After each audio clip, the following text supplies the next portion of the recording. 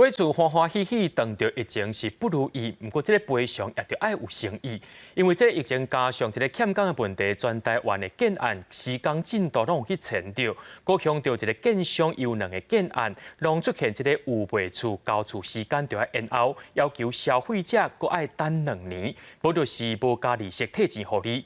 消费者向消保官申诉了后，也指控建商无愿意赔偿，态度搁正硬。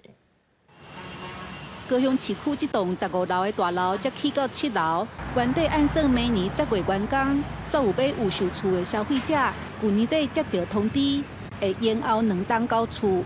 建商提出无条件延后交厝，若无爱就退回钱项，完全无利息，消费者真不满。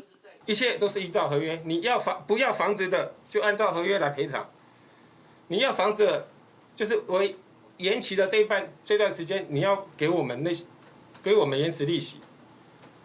如果说连上，如果说仍然都不处理的话，我们就不排除说走法律诉讼的方式。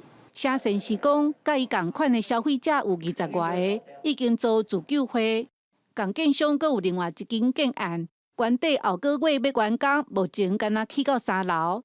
买有售厝的张小姐已经纳150万。他不可能1个月盖12楼，所以我们一定会被延期。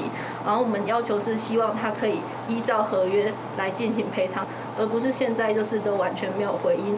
消费者不满建商的态度足硬。消费者保护协会律师认为，建商若无法度伫合约时间交厝，就要依规定超过1天算5%的利息，无就赔15%的违约金。缺工的问题是不会构成是不可归责于卖方的一些事由。卖方违约的情形，其实他应该要拿出诚意来跟消费者解决。针对指控，建商发出声明，因为疫情造成欠工欠料的环境，因嘛是受害者，会负责赶工交厝。